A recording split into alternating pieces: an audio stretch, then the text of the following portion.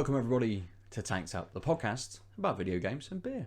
I'm one of your hosts, Ben. It's episode 298, and I'm here with Lucy. Hello. Oh, hey. 300 is creeping up very quickly. It's close. It's very close. Still don't know what we're going to do yet, apart from just this, more of this, probably. And this week, very kindly stepping in for Adel, because again, he's off on his travels back in Canada, seeing the family. We've got Mr. Points of Brew, Stephen, joining us once again. Oh, we've lost you. Hear me all right? Oh, ooh, ooh, ooh. Oh, It's up, it's down, it's in, it's out. Yeah. Perfect start. We're not getting your audio now, Stephen. No? It's gone. Still not there. It's getting you now. Getting a little bit of you, yeah. It's really weird. Yeah. You're very pixelated for me, Steve. So I don't know. So, hang on. Yeah. I assume it's just the internet connection, potentially. I passed my tech issues on to Steve, so that's what's happened. Yours fixed themselves, like, and it just instantly jumped. Is it any better now? Yeah, we've got you. That's weird. It must be Audacity then. Oh, to be fair, it could be Audacity could be overriding the other program to steal your audio. Don't worry about Audacity. We'll steal the audio from here instead. Not worry as long as we can hear you. I am here. Yeah. You just drink in the background. We'll just pretend that you're saying stuff. We'll cut it all in later or something like that. Yeah, if you just leave the spaces and I'll record my bit, and then if you can just edit me in, then we'll be fine. oh man, what a task that would be. Anyway, welcome, Stephen. Thank you for joining us once again. No, thank you for having me. I appreciate you stretching the invite to fill in for Adil, so albeit not a Canadian accent for you, but another accent on the podcast nevertheless. So, yes, I will fill in as good as I can. Good. It's always good to hear another accent and have somebody join us to give us their views on both video games and beers. We will launch into beers first. We have a couple of beers each this evening. Stephen, what are you drinking first? So I'm going quite big for my first beer, which I'm hoping works out as a strategy for me. So I'm actually drinking one of the fresh beers from Northern Monk. Oh yeah. So it's one of the latest ones. So it's the fresh TIPA, which is the seventh version, which is 10.5%. Which I've got a sour as my second choice, which I won't reveal just yet. But I didn't want the sour to override this one. So it's the 7th version. With Citra Incognito, Pacific Sunrise, Citra, and Matuika. So I got gifted this as part of a Secret Santa I did over Christmas. Oh, nice. So I haven't really had any of these ones yet. I do like my Northern Monk, obviously being from Leeds, so obviously I'm kind of proud of one of our home brewers. But this fresh series has kind of almost not been gimmicky, but it's just the whole. We're only put two months of a best before date on them. That's kind of just made me question the not the legitimacy, but the sort of the sales technique of these beers of buy them and drink them quick, especially when they're so strong as well.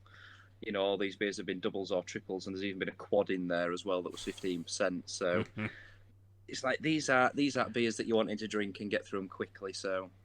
Absolutely. Yeah, it's my first of the series. Potentially, especially now when people aren't getting together quite so much. You know, if you've got a quad and it's coming in a 440ml, it's maybe something you want to share with people. So you want that little bit of that longer life on it to actually get together with people and be able to share it, which I imagine is a little bit more limited at the moment for most people. Yeah, exactly. And during lockdown, I think people, well, me especially, were sort of like dippers, tippers, anything sort of big, high hitting, percentage wise all over it. But now I'm kind of, like I say, because I'm not sharing these as often as I was. I'm not going to my parents to share with my dad every week or my brother or whatever. Now it's like I found at one point a fridge full of 8% plus beers, and if you're just settling down for a night and it's like, oh, I want a couple of beers or maybe even 3, and everything's above 8%, it's just like. It's a bit of a challenge to face that many beers at that percentage. Challenge accepted. Well, that's it. Yeah, until you pass out on the floor, you're just a mess the next morning. But yeah, it's I found myself going to more of the session strength beers, 4, 5, 6%, just to have a few and enjoy them, rather than sort of starting at 8 and ending at 11%. You're sort of starting at 4, 5, and then finishing on the 8, and you're still waking up relatively headache free the next morning. So that's always my issue, the headache the morning after. That's my that's the killer. That's the killer. It's getting old, isn't it? That's the problem. Oh, yeah. Well, I've hit the 3-0 now, and it's just downhill from here now. Do you know what I mean? I was 13 September last year, so that's it now. It's just game over. Yeah. It's just Body's no changed longer a forever. spring chicken. Yep. Yeah. Yeah, absolutely. Lucy. Speaking of spring chickens, Lucy, what are you going to be drinking? Hardly. I'm drinking a beer that is also from Christmas. This is me continuing on my journey with Lymestone Brewery, Oh yeah. who I had last week. This is Heart of Stone, and it's 4.4%, pretty similar to last week's. Is it a Witcher themed beer? It's just the name of one of the no. DLCs for The Witcher 3. That's all. It's not. It does. It has a caveman on it, so a bit before Witcher takes place. But oh, there it is. Okay, this sophisticated and voluptuous golden beer is the ideal date for that special occasion. Pale and crystal malts infused with Cascade hops. Yeah, and that's about it. 500ml. So yeah, golden ale this time. Nice. Looking forward to this. Perfect. I'm starting a little bit lighter as well this evening. I'm going in for a Whiplash, horsepower.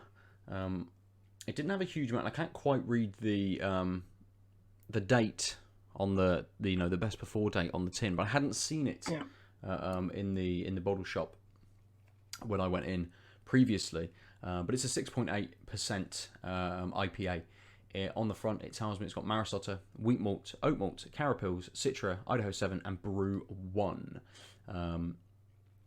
Whiplash don't give you flavour text as such. They do give you absolutely insane art on their lovely stark white cans, which you can't see very well with my light coming straight at it. Put it there instead. You can see that nice collage-esque art on the side of it. I mean, it doesn't really... It's a horse, well, maybe a donkey as well. Who knows? Exactly. It's abstract. There you go. That's my first beer. Oh, cracking it. As soon as you cracked it, just hit my flavour. But Stephen, we'll come back to you first for the fresh, the TIPA. It's very soupy.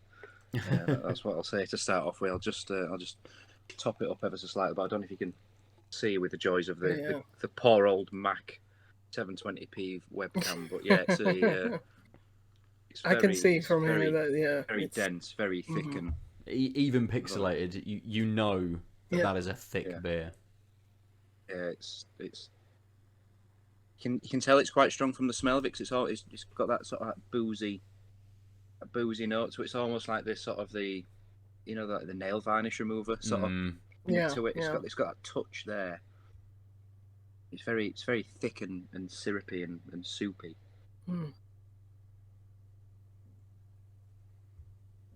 It's got that nice murky colour to it as well, isn't it? Yeah, I mean that sort of that booze is that sweetness is what you're getting up front as well. So it's something else that I found with sort of triple IPAs is a lot of breweries find it very hard to quash and sort of keep that booziness in balance and in check, because I like strong beers to taste the strong, but I don't just want it to be booze, because otherwise it's not very enjoyable. Like I say, it's just like smelling and drinking a weaker nail varnish remover almost. But that has that initial up front, and then you're definitely getting the Citra. You're definitely getting the Citra notes through it, but it's very thick. It's very, very thick. I probably would have shared this with somebody if I'd have had the availability to share it with somebody on that basis, because I know that the second beer I'm going to have is also going to be a thick beer, because it's a sour, like a smoothie sour. So having that and that to back is probably not the wisest choice of two beers that I've ever had. It's all the calories tonight. Yeah. I played football last night. It's fine. It's fine. It's a guilt-free evening. But yeah, like I say, that I'm getting the overriding Citra in there. it's got like I said, it's got Pacific Sunrise and Matuika in there, but maybe it's the Incognito that they're using, because the Incognito is the hop oil, so obviously it's giving it a more powerful and obviously a more concentrated blast of hoppiness. So yeah. Citra is my favourite hop anyway. I'm quite basic with the hop of Citra, that is one of my favourites, or my favourite hop. But yeah, it might take me a while to get through this. I might end up having some to one side when we finish recording, maybe finish it when we've done, given it's 10.5% as well. It's a sipper. Yeah, absolutely. Yeah. It would be a big one to get through, you know, within the first sort of 45 minutes to an hour of us kind of recording, ready for next beers. You can absolutely be excused for having even, you know, half the beer sat waiting for you after we've finished for the evening. I thought you might have said it might be excused if I started slurring my words then. Also. Well, I mean, even that as well would be fine. Yeah. Can you get subtitles? I'll be hard enough to understand some people anyway. But, you know. Lucy. Auto captions. Yeah. We'll come to you, Lucy, for I think with the lightest beer out of the three. It's very golden though. Nice, a proper pint. Coppery, proper pint. It was almost the same with the last one, wasn't it? How sort of clear it was. Yeah, it's definitely really clear. It's transparent. But yeah, I think the last one was a little bit lighter in colour, maybe. This one's very coppery. It's like Iron Brew. It's got a lovely, like, malty, bready smell though. That smells lovely. Still getting quite a lot of carbonation. I think that's helped just drawing up that smell. It's very nice smelling beer.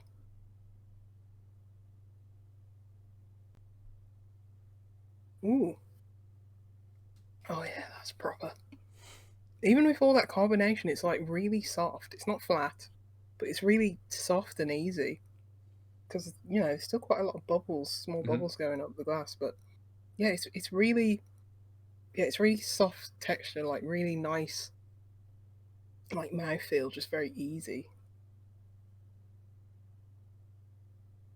And it's got this like very caramel, slight sweetness to it that it's really good, but it's still quite crisp at the same time. It's very easy and it's very soft, but it's still got a bit of a bite, you know, like a crispy end to it, which just makes it really refreshing. But yeah, it's got a really slightly subtle, but kind of on the aftertaste there's like a slight sweetness, and that just lingers for a long time. It's just, you don't feel compelled to like keep sipping because you've still got quite a lot of flavour from the malts just sitting on your tongue like after. It sort of reminds me of Wiper and True beers, how it's just like very subtle, but it just does the thing incredibly well. But yeah, it's got nice creaminess, nice creamy texture, nice bit of like caramel sweetness to it. It's not too bitter. Like last week's was very bitter. This isn't too bitter, to be fair. But yeah, it's so easy. I could just easily knock that back, I think, and I'm tempted to, because it just tastes so good. It's so subtle. Like the water quality in it is so good. It's just incredibly soft. I mean, Staffordshire got good water, so yeah, I'm really impressed, to be honest.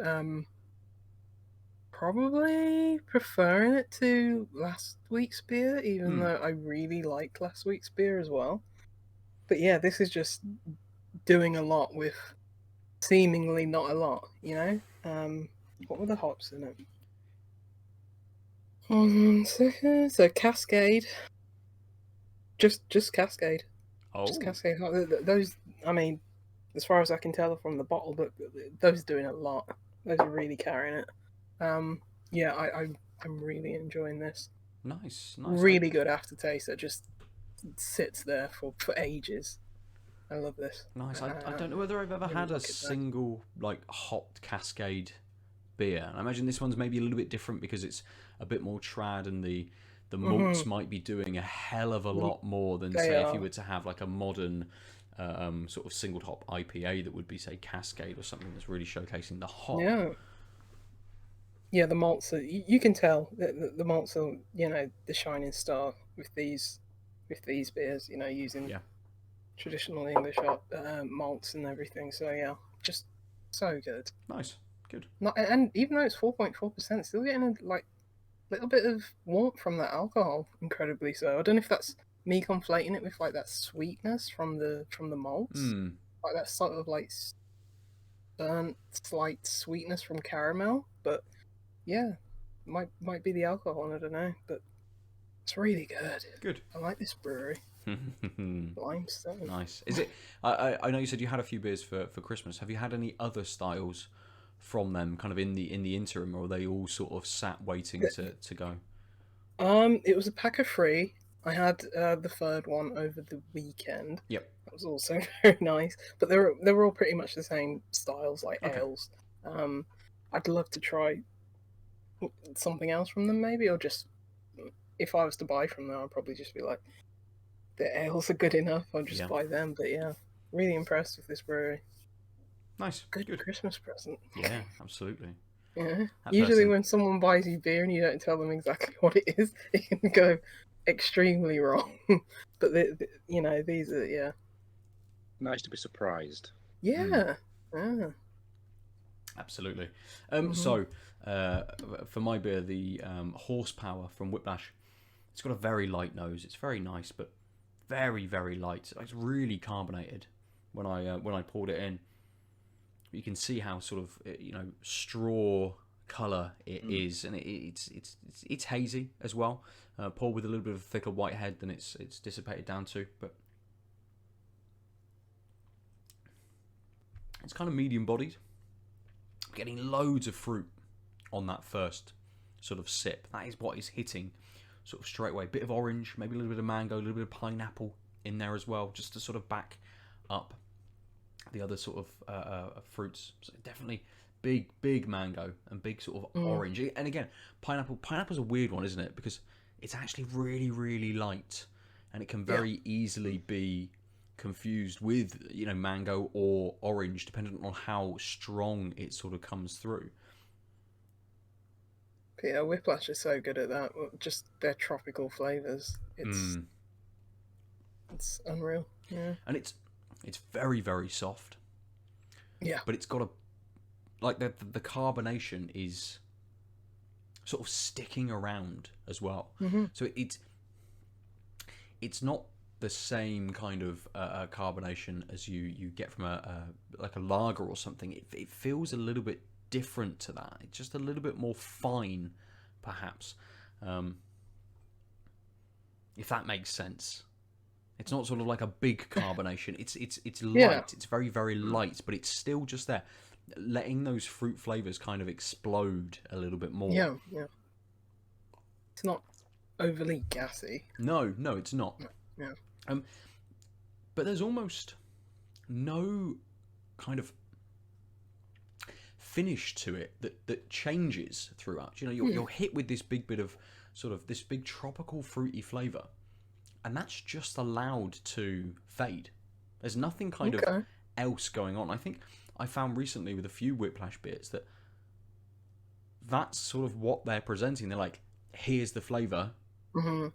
It's just gonna stick around for a while, and that's sort of what it's doing. This is what we're showing you, and sometimes that's very good, because I will just drink and drink and drink and drink. It's just not. It's just gonna go. Yeah, maybe a bit one-dimensional, but yeah. I mean, I just thinking like when I've actually ordered some Whiplash beers, so hopefully they're coming soon. But I usually think you get more of a like dankness, maybe a little bit of sweetness on the end from them. But yeah, and I could see potentially that the more I drink this, something might start to kind of appear or come through, kind of as I'm getting further into the beer. But at the moment, it's just allowing those tropical fruits to sit with me.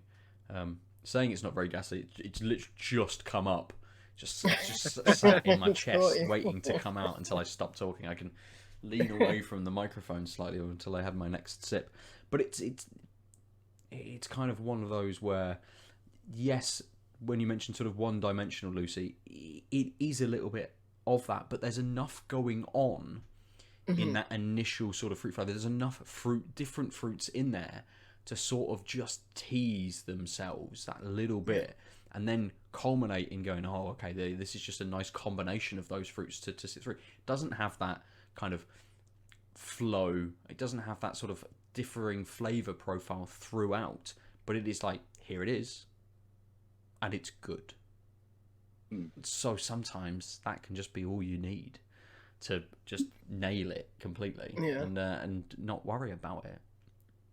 Absolutely.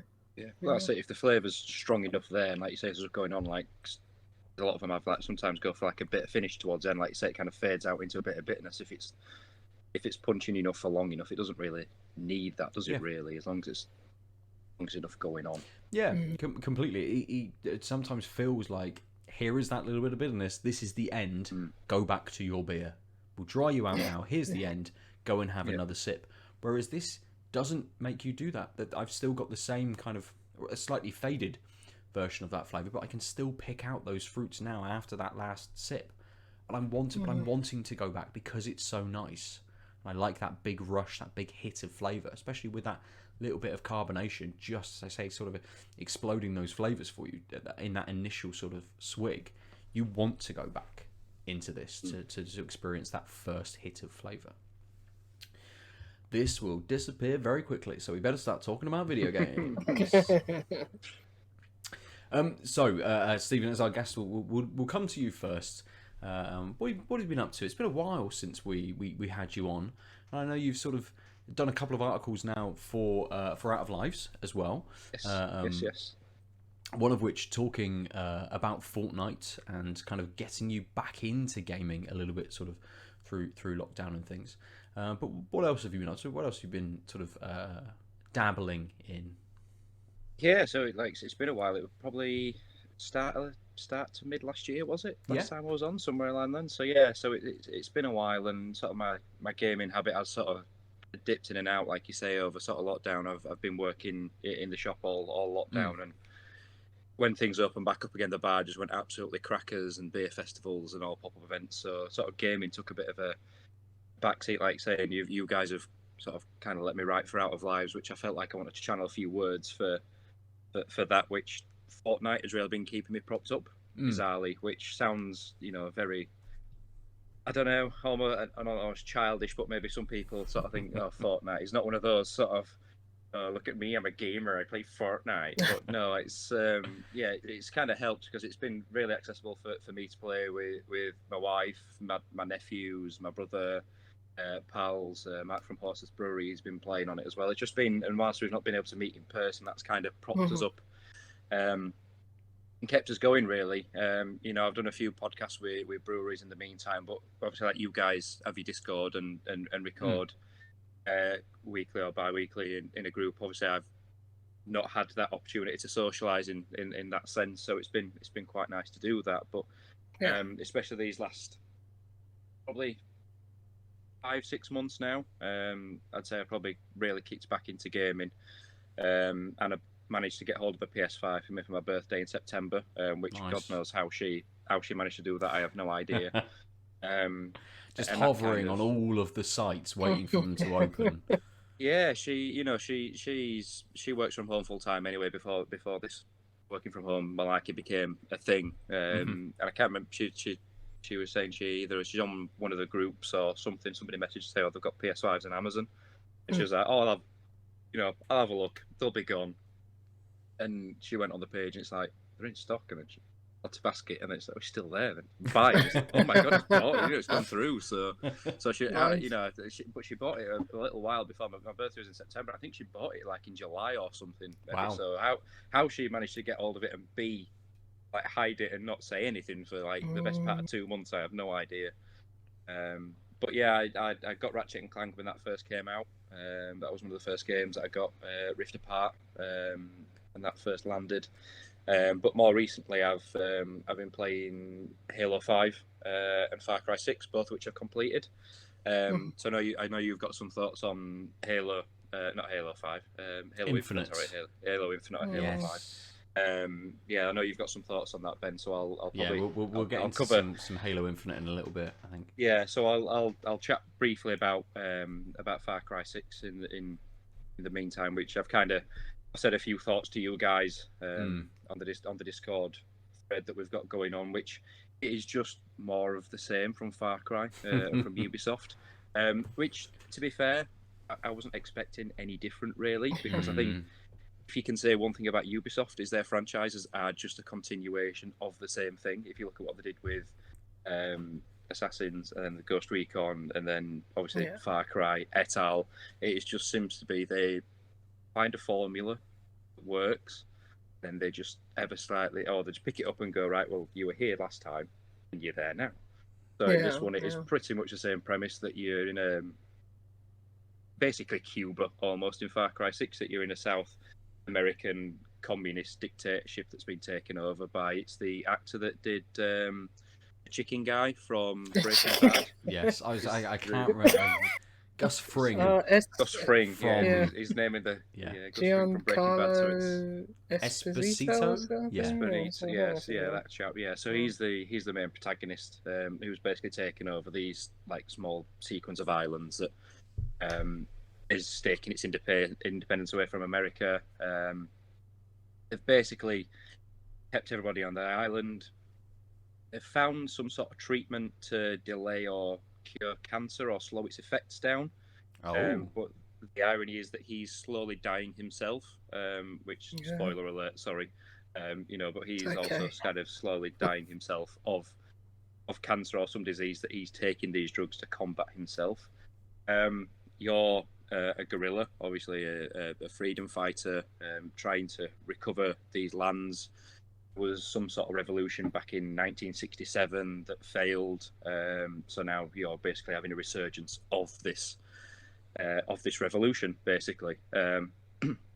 So, like I say, it plays out pretty much the same as Far Cry. You're flying solo, taking over checkpoints, bases, anti-aircraft guns, taking out military targets, etc., etc. And it is just a bit of a rinse and repeat formula throughout, which is great in some respects because it's a game that you can just switch off, go around, shoot people, blow some stuff up, drive around, parachute in, blow some stuff up with a helicopter and things like that. But it's almost like there's too much to do in terms of the map is almost too big for what you is available to do, but there's not enough to fill it with in terms of I stayed with the same guns mainly throughout the entire game, even though you can find new guns through finding weapon crates and things and completing missions and unlocking things. From the get-go, you're given this inexplainable backpack that fires rockets and other abilities. The rockets is the base function of it, and I didn't change it all the way through because it takes down helicopters and things, so they're homing on things, so it served a purpose. But it can have EMP blasts and things and gas clouds and what have you, to disable enemies and things. But yeah, it's like in these sort of guns you think, I'll get a rocket launcher or a grenade launcher and I'll go blow some crap up and blow people away, and it just never really happened. I mean, I played stealthily quite a lot of the time anyway, but I found that I played stealthy because you could shoot people in the head and it'd be a one-shot kill, but then if you were shooting them normally, they'd just take half a clip to a full clip to actually put the enemies down, so playing stealthy was just easier, not more difficult, if you know what I mean. Sure. So normally you'd think it'd be more easy to just run and gun and blow everybody up, and the stealthy option would be the more difficult approach. It was the opposite, which I don't mind. I like a bit of stealth and things like that, which I quite enjoy, but I know we sort of touched on this again on Discord and probably chat about it in some respects in similar like to Halo, but there's just parts of the map that are still greyed out when I finished it that I'd never been to.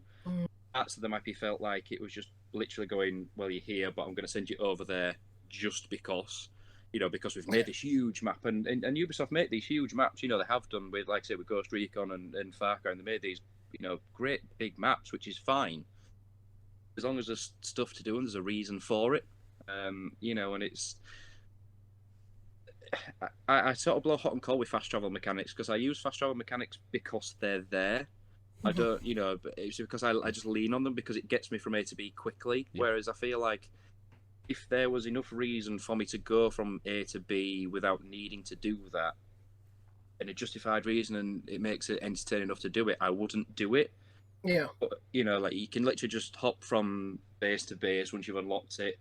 You can parachute in bizarrely out of nowhere from you know, you can airdrop in, but there's not like a helicopter drops you off or a plane. You just literally fall out of the sky for no apparent reason. They're so self-aware that people are just like, take out the fluff, you know, because it's like you're not fooling anyone. We know this is just a big old, you know, sandbox playground. Just let us fall out of the sky. Yeah. Well, that's it. It's, you know, like I say, it's not because it's not a bad game. You know, the gunplay is nice, and I played it on the PS5, so having the sort of the triggers, you know, the triggers that are vibrating and resistance, haptic, you know, the haptic ones. Yeah, so that was quite nice. Then I played a bit of co-op briefly with Mark on there. Which I think you would, if you played it from start to finish in co-op, you might get a little bit more out of it because you know, one of you might be able to take the sort of the more stealthy approach, and one sort of the one that runs in and just takes everybody head on and things like that. And then obviously there's a lot of vehicles that you can jump in with, helicopters and tanks and things where one can gun, one can drive, because the AI is just not very good. It's not great, as is the enemy AI. They spam you with grenades. Just like you can be stood like 5 feet away from them, and they literally just pelt a grenade at the floor at you, or a rocket launcher. I can see that you stood 5 feet away from it, but I'll still shoot you with a rocket launcher, right? And I'll be fine, be absolutely fine.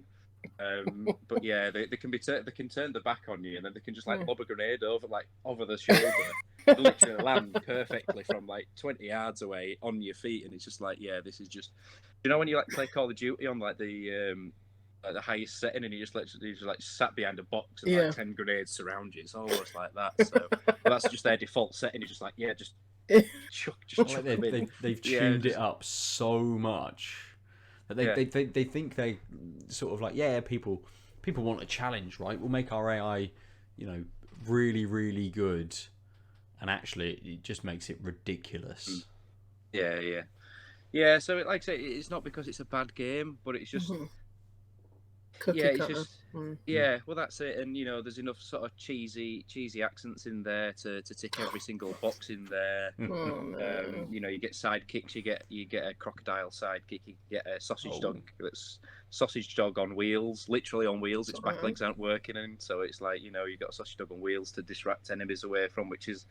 It's funny for the first 5 minutes when you're like, I'm just literally being followed by a dog in a wheelchair. Do you know what I mean? So it gets a bit weird, and the crocodile's wearing a t-shirt and a hoodie, and it's just like, yeah, this is really weird. This is really weird. So, but yeah, I think it took me about 29, 30 hours all in.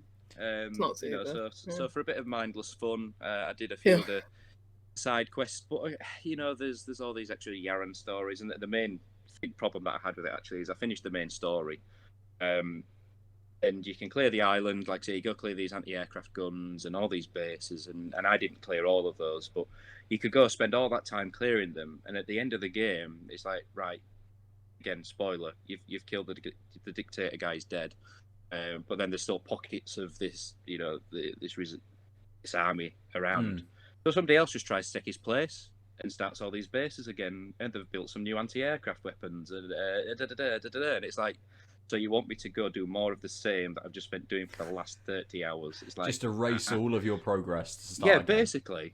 Yeah, basically. And it was like, nah, I'm kind of done with that now. So once I realised what it was trying to make me do again, I was like, I think I'm done with Far Cry now. Yeah.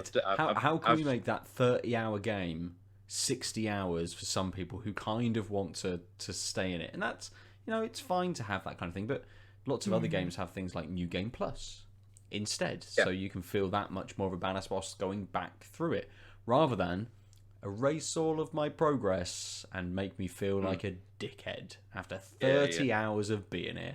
I've defeated the big bad, it all feels good. Nah, mate, just go to someone else then now. Yeah, that's it. And there's a leveling system throughout, and it just seems pointless because nothing changes. You know, there's like the threat level goes up, and all the enemies are harder to kill, and blah blah blah. And it's like, well, they're not really. You know, I can still, you know, they're not like they've got any extra armor or any, you know, extra tactics or skill or any higher powered weapons or better weapons. It's just I can still sneak in, I can still pop them in the head from a distance if I'm stealthy, and that's it, job done. So yeah, it just seemed like there was the sort of the ticks in the boxes for the systems, the mechanics and things, but yeah, it needs to like said Lucy, it needs to step up and start like move on now. You know, the sort of the Far Cry. So. It's just Far Cry from the sort of the PS4 and the One X generation. They still sell just so well. Made well, yeah. You know, they probably do, and like I say, the for the mechanics of it and just the pure shooter aspect of it as a first person shooter, it's a solid game, but. It just needs more padding to make it more of an experience than just here's a massive island and some of it you don't actually need to go and see.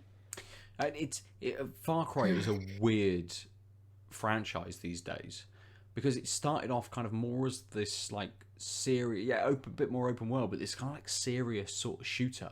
The first game, the second game as well, you had the like malaria mechanic. Far Cry 2 is a fantastic game. You know, there's weapon degradation, there's the malaria idea, and you've got to go and get yourself meds every, you know, certain amount of time and things like that. And the map was so big for the PS2, I think Far Cry 2 was on, that it was split in half. You know, you loaded into the second half of the map, and it had all of that whole like Heart of Darkness kind of storyline towards the end, and like fantastic game. And 3 went, we will step this up. We'll make it a bit more kind of open worldy, Ubisoft open worldy, and we'll do all of these kinds of things. And it just doesn't seem to have changed since that. They kind of took that step, and they're like, yeah, we're just gonna throw out a few games. We'll do Primal. We'll change it up to Cavemen, but it's a similar kind of thing, and we'll kind of bandy around this sort of idea. So I can see why it would maybe appeal to be a bit shorter. Coming in, if it was a 15-hour game, you could absolutely see why they would just sort of throw that out. You know, being 30 hours, yeah, okay, it's got a little bit of sort of body to it and stuff. But then if they're making the map so it's like a 60-hour game, and actually it's, you know, more akin to something like The Witcher, which is a massive, massive game, and the story takes you here and here and here and here, and it gives you a reason to go to these different places. And the thing that kind of stood out when you were chatting about your experience was the using the fast travel system. Like I don't generally use fast travel systems in games if I can get away with it, and more so if I'm enjoying traversing through the world. So Spider-Man never used the fast travel system, apart from the 5 times you needed to get the trophy. Never used the fast travel system because it was fun to swing around New York. Red Dead Redemption 2 never used any kind of fast travel. Yeah, it might not even have a fast travel system in, but all the time. you just I just wanted you, but again, that world was so rich and so much stuff could just kind of happen whilst you were out on the road. But that game was long. That game was like like you say, you've got Spider-Man. I was like, at this point, I just want to save New York City. Just put me on the subway for the last few missions, you know. So. Yeah, well, that's it. Like you say, the two mentioned there, like Witcher and Red Dead. At least in GTA, you know, at least you could have random encounters. You know, there might be a mission that only pops up because you're traveling. You know, it won't pop up on your map unless you're doing it. So, like you say, you're kind of almost missing out, and it's enriching the overall experience because of that. And those sort of off the cuff, wacky, random experiences. You know, you kind of that kind of adds to an overall maybe serious, you know, subject matter or what have you. But yeah, it's just it's just, there's none of that in Far Cry. You're not going to happen across a family of crocodiles and find their mother or something. You're just going to shoot up another camp. It's, you know, like the side missions, you know, you have to go fetch like food for chorizo, the sausage dog and stuff like that, and it's just like make sure, you know, feed the dog and stuff like that, and just like this is just, you know, you don't mind a little bit of that, you know what I mean? It's just a little bit of fun here and there, but I found myself more fast traveling because I knew I was getting towards the end and I was almost accelerating the end, you know, because I know where this is going and I kind of just want to get, you know, I just want to cut to the chase now. But yeah, so eventually when it will be in some sort of flash sale in the future, as many Ubisoft games are, I'd recommend somebody pick it up just to rinse just a few easy trophies or achievements or something, or just a bit of filler to fill a bit of time if there's a lull in releases or release schedule. But given the nature of what is coming up in the next few months, it's hard to really say, go play that instead. Completely. Now might be the time to do that. And January generally is that kind of time where no massive games come out, and you could get to go back to either the backlog or things that you may have missed kind of through the last year. And it does seem like Far Cry is always like just dumb fun, right? It is kind of, I just want to just shoot some stuff. It doesn't need to kind of do anything for me. Doesn't need to be anything else. Apart from like the setup and how the story might appear to be, and always with Far Cry, the most political storyline that we could ever make.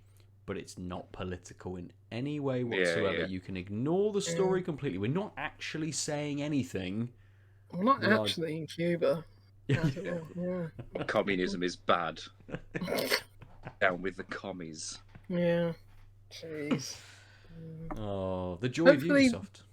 Hopefully those games and the stories they tell will get better now that it seems like they're, hopefully shaking things up at that studio. Who can say if they really are? But, several people.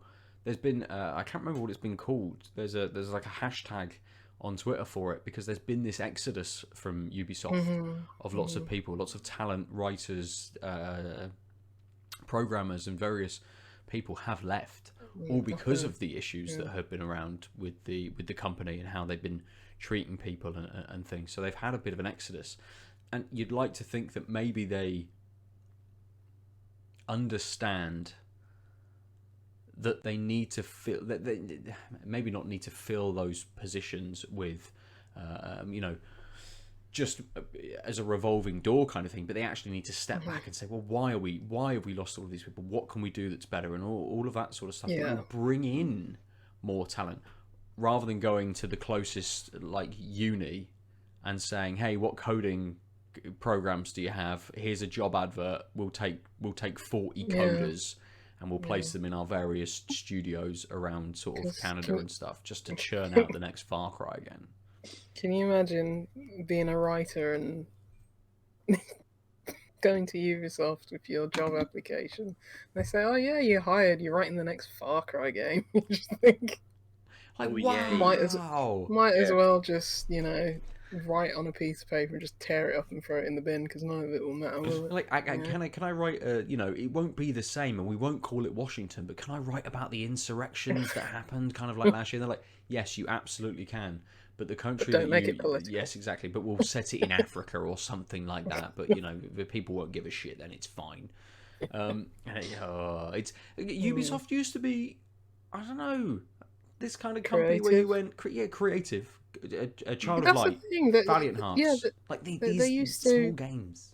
They'll always come out with new IP, but the new IP are just really just different takes on their open world formula, like Steep, which I'm gonna have to show you guys a funny video of me playing that for Microsoft reward points, and it's like, okay, do this wingsuit, and I just jump off a cliff and go splat, and just slide down. My dead corpse just slides down the hill.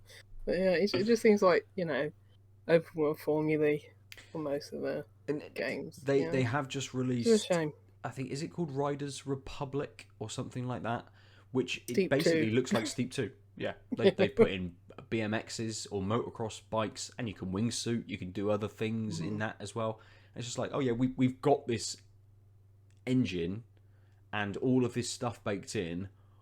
We didn't make enough money off of it. What can we do with it? Well, call it something else and change the setting and add in a couple of little bits and then package it completely differently and throw it out there. It's like, it really is just recycling, even in IP, even with new IP, it's just churning. Remember The Crew? That was Ubisoft, wasn't it? That is Ubisoft as well, yes. Yeah. I liked The Crew. I didn't really get on with I it. But I think don't like the crew. I mean, he may have been. Cool concept, but yeah.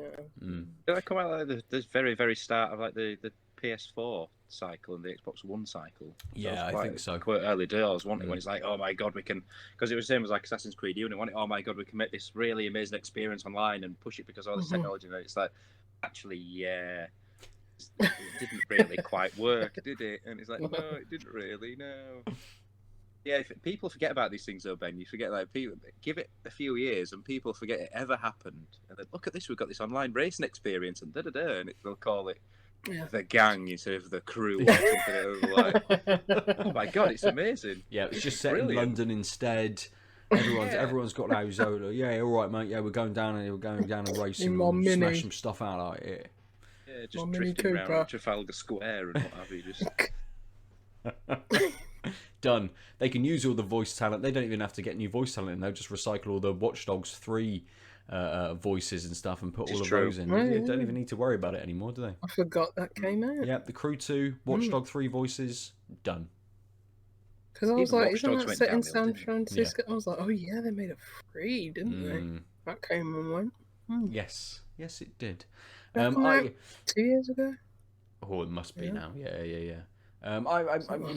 I assume that in about 2 weeks' time, I'll be giving Ubisoft a little bit more money because the ladies have been absolutely loving Just Dance, and they give you a free month of Just Dance Unlimited. So the disc has like 50 songs on, right? 50 dances. Just Dance Unlimited has like 750 additional songs. Yeah, and that's a good idea. Keep them occupied. Exactly. But I don't know how much it is for the year. Worth every penny. I'll deal with that when it rolls around after me 3 months trial runs out. But Evelyn's like, I want to make a playlist of all of my favourite songs. I'm like, cool, that's fine. Let's scroll through. What do you want to dance to? Oh, look, there's YMCA. Let's do that. Fine. Okay.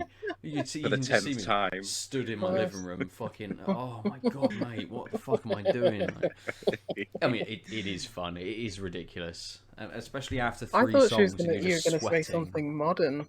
No, it's great that kids still love YMCA. Like Ariana Grande or something, but let's go straight back to the 70s. Yeah, that's all on there as well.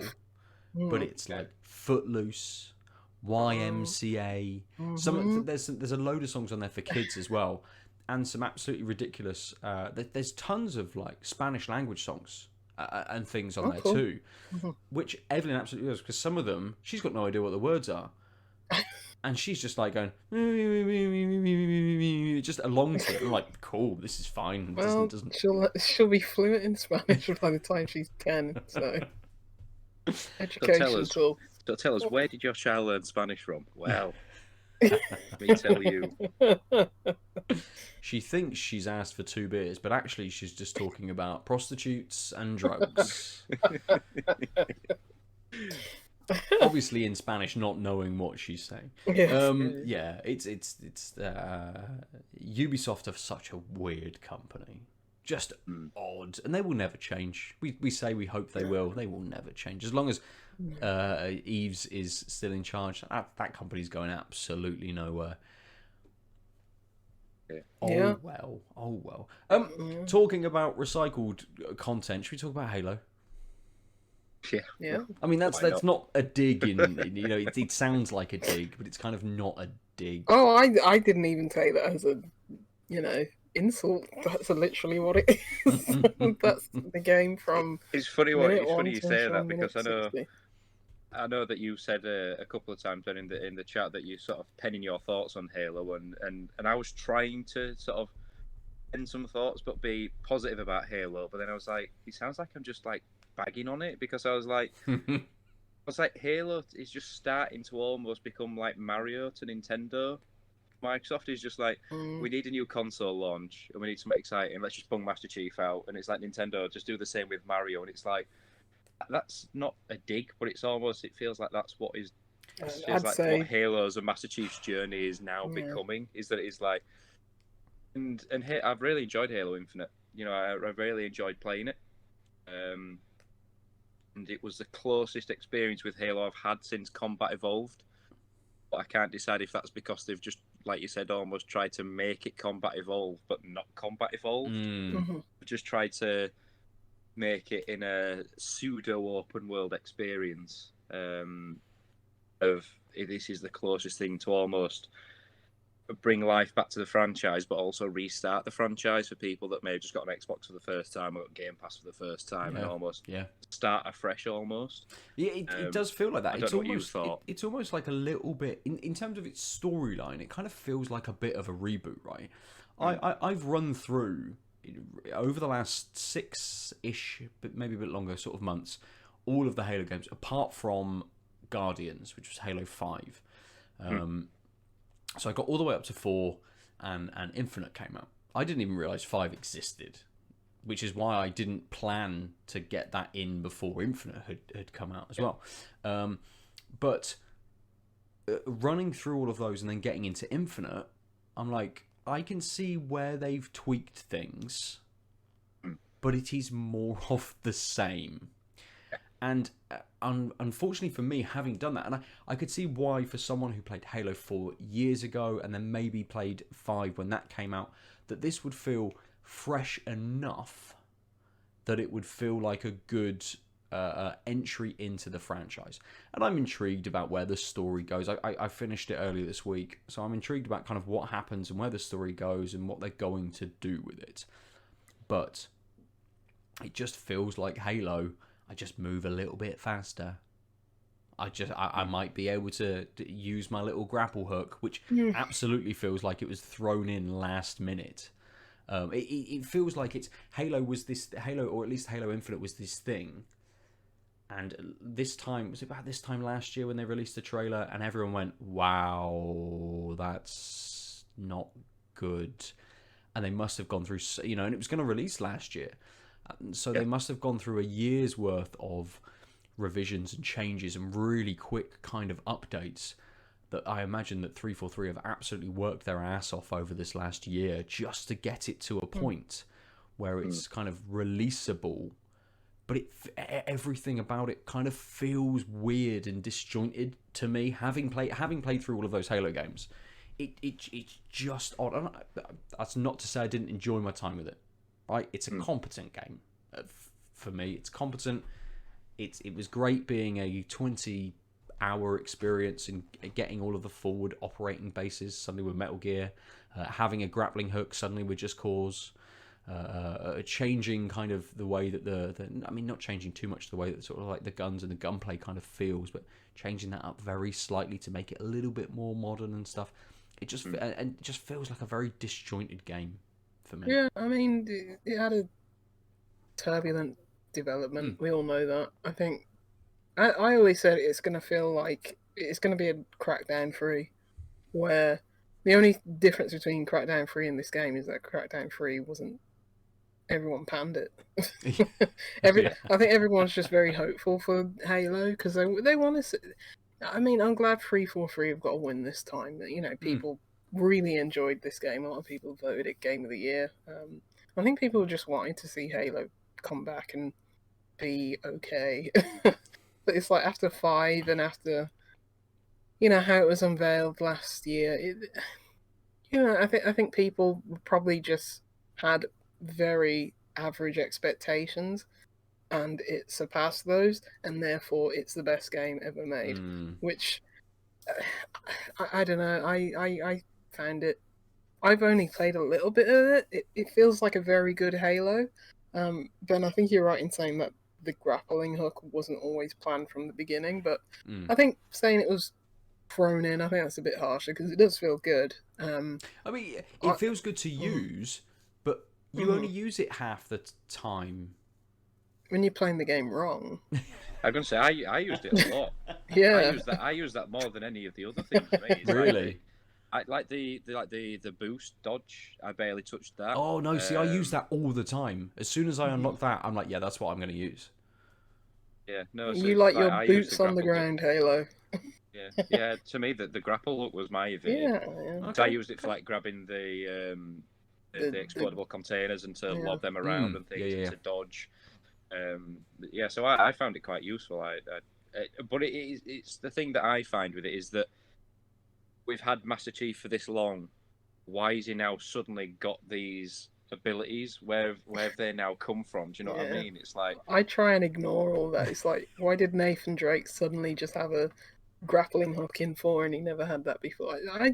I mean, especially with Halo, the story's dumb. The story's even dumber in this one from what I've seen. It's just some ape guy saying, "Master Chief, I threw you off a cliff. Come kill me." Oh, and no, it's not even, mate, you get like 20 minutes into it, it's not even him, it's his mate. Yeah. They're different monkeys? Yep. Okay, well, there you go. Yeah. I don't know which one's Craig and which one is Craig's brother, but it doesn't matter. They're all Craig. Yeah.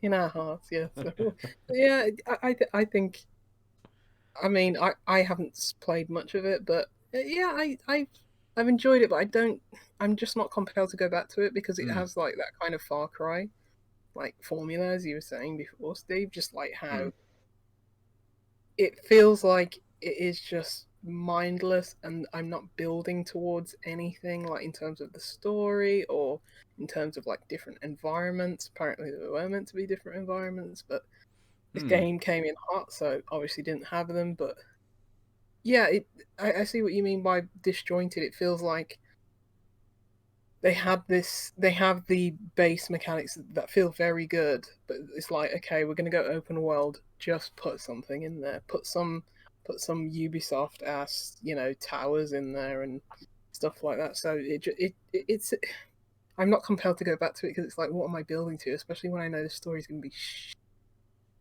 bad. And it's one of those, and again, one of the things that makes it feel disjointed, at least for me, is that you have the open world stuff, right? You can unlock things, you can gain valor by going around the map and doing certain things, rescuing UNSC teams or taking out what I think they call them propaganda towers. So where a grunt is basically like just shouting stuff over the across the land, which is hilarious. It's great.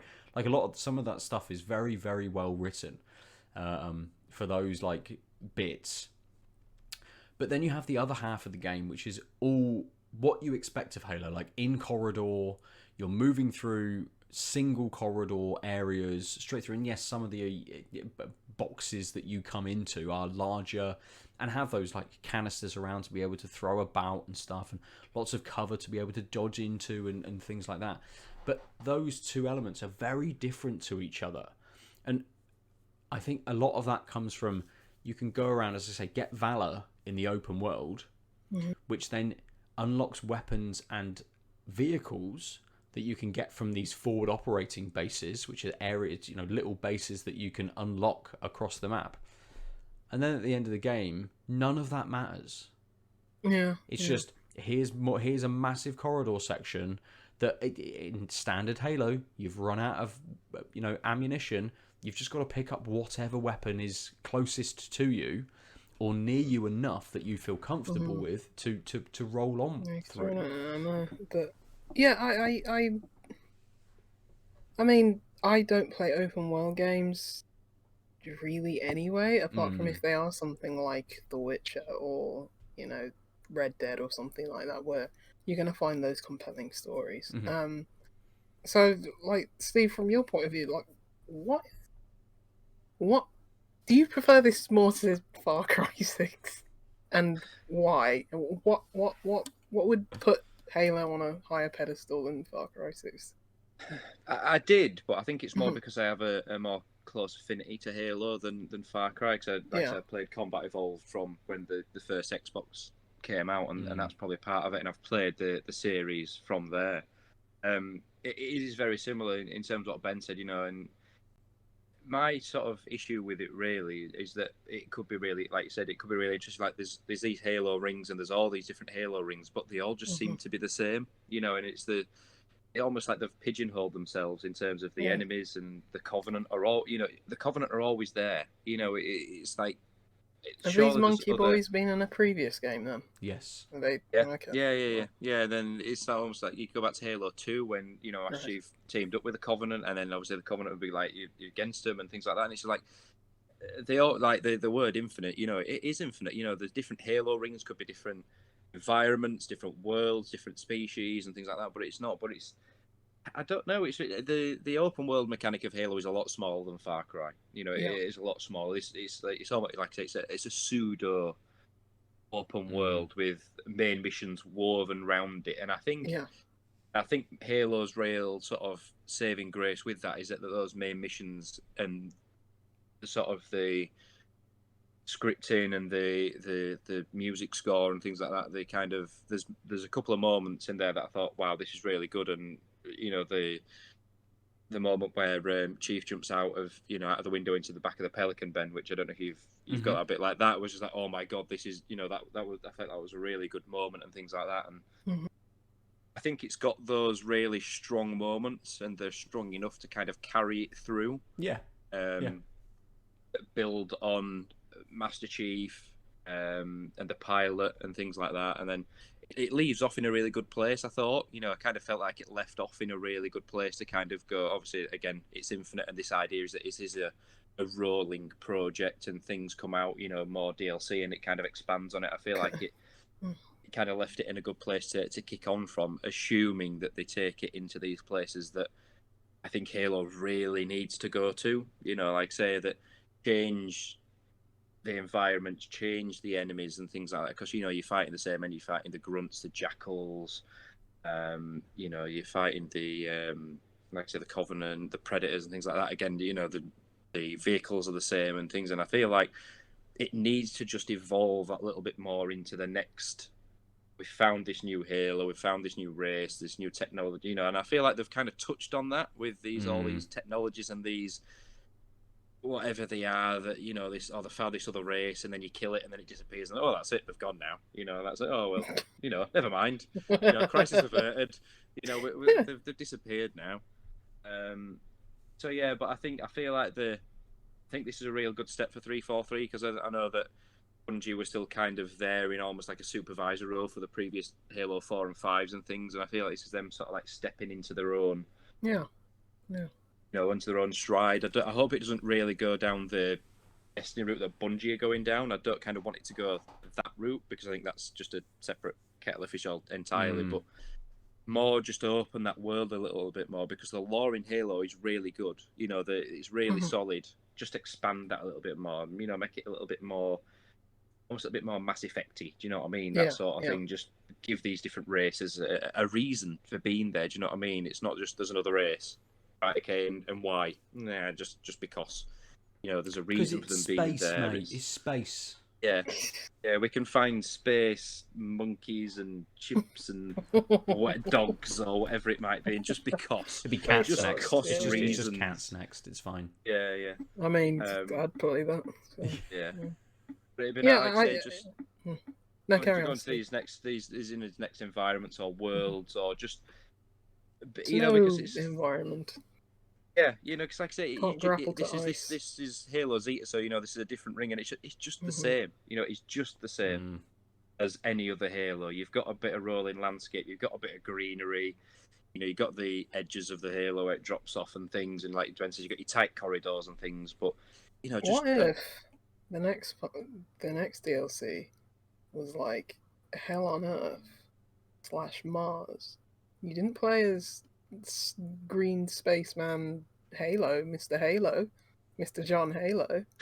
You played as the Doom guy. The Doomslayer. Yeah, it's very very easy to just jump across. Own both properties now. Why don't they make Doom DLC and make it like the first game, not the second game that wasn't that good? I mean, it'd be very very easy to do. I think there is planned DLC, like free DLC as well, that's going to be coming out for Infinite, and I would imagine some of that is just going to be kind of where it's left off. It might be, they suddenly go, well, yeah, we did do a load of work on some of these other environments. Let's not a big spoiler, but kind of you're at this point, you basically play on this part of this massive ring, right, across the thing, and towards the end of the game, suddenly Master's just like, oh, I'm over here now. Okay, cool. But that allows them to kind of go, you're now in a different section. This is a completely different environment. There's different kind of hazards, environmental hazards. There's different ways that you kind of navigate and traverse across these spaces. And there's lots that they could do, especially with that grappling hook. Loads of stuff that they could look at kind of doing with that and throwing in kind of new enemies. And it would be great for them to say, well, yeah, we did all of this work. So let's use one of these other environments that we have worked on and just throw in like a 4-hour, 5-hour little, experience where it's kind of, we've alluded to this being this ring is slightly different from all of the other rings. There's something about this. And it can just delve into that just a little bit whilst introducing other things as a really good kind of prelude to whatever is going to be the next kind of full game, whether that still remains on that ring or whatever they're kind of going to do with it. I think them sort of then setting the tone with this next DLC in terms of the scope of whatever the next game's going to be and would be really good, rather than just more green space to walk around. They've got the foundation, and that affords them some breathing room, which I'm glad, because I mean, as I say, 343 needed a break, and it's like they've probably been crunching for like the last 15 years. So, and just let's just hope the community's not too demanding and they take their time with whatever's coming next, because they've got that goodwill now and they've got that breathing room. So I'm just happy for 343, to be honest, because could have gone real ugly. Yeah, completely. Yeah, absolutely. And I have zero stakes in Halo. I don't care about Halo, and I'm just glad for them. Because as Steve said, it feels like they've put their stamp on it now, and hopefully they evolve this very good foundation that they have. Yeah. They combat evolve. Anyway, let's move on from Halo. Please. We should probably open up some more beers. I'll go get my second. Yeah, perfect. Stephen, what are you cracking into for your second beer? So as I alluded to earlier, I have a sour beer. So I've got a Circle the Wagons, which is from Mortalis. So from across the pond, this one. So small shout out to my brother who runs Beers of America. He imports American beers over that you don't really get over here. So he gave me this one for Christmas. So we did a bit of a Secret Santa for our Christmas this year. And luckily for him, he got me, because otherwise, if he got somebody else, he'd have been really struggling. So I'm an easy buy. So he can give me beer, which is fantastic. Perfect. It's like, which ones have I got sat in the room that I really need to get rid of? That's perfect. Stephen, here you go. Christmas. Yeah. And I'll lap it up, because I had one the other week. I had another half beer, and I love other half. So yeah, I lapped it up. So stupidly, I've opened this before I've read the label, but it's a sour ale brewed with blueberry, raspberry, marshmallow, and walnuts. And it is 7%, so it's not a light one either, like the first one. But I've had some Mortalis in the past. These can be like really sort of thick, smoothie-like sours. So I love them. I've loved everything I've had of them in the past, but I just didn't want to have that first. Kind of destroy my palate, really, because that's kind of what these beers do. Because you get pretty much everything that they say on the can, down to the marshmallow, down to the walnut. I don't know what sort of wizardry that they use to make it happen. It just happens. So that's me, and I'll be in my happy place. I've still got some of the Northern Monk left, as I expected. That just felt like diabetes in a can. I'm not gonna lie. That is. It just when you have one, it's just like sticks in you. It's just like. It's very cloying, very cloying. It's there, so I will finish it, obviously, because it's beer and I'm going to drink it. But I feel like I just need a bit of a break from that. So yes, fair. I'm going to my happy sour place. Nice. Lucy, what have you just grabbed? Speaking of diabetes in a can, this is called Venti is 20. It is a coffee Belgian double, 6.4%, from both Phantom Brewing and Brew York. Venti is 20. It says it's got, okay, the malts are Bohemian, wheat, amber, and melanoidin. Adjunct is coffee. Yeast, abe. Ingredients, barley, wheat, coffee, yeast. Yeah, thought this sounded nice, and Brew York being involved, that gives me hope, because they know how to do stouts better than most people in the country, in my opinion. So, Belgian double, nice, with coffee in it. Brilliant. I saw this beer and I knew that I had to pick it up for today. I've got an American brewed beer, and knowing you were coming on, Stephen, and you know liking your American brews. But this is Double Something Infinity from Sand City Brewing and Finback. Nice. They don't put a huge amount of information on the can. It's canned, brewed and canned in collaboration with Finback by Sand City, who are in somewhere called Lyndhurst in New York. I assume that's the state rather than the city. Like, you know, they've put the infinity symbol, kind of doubled it up over on the can. It looks very nice. It was very tempting to sort of pick up. Again, another can in the bottle shop. Don't know how old this is. There's no dates at all on this.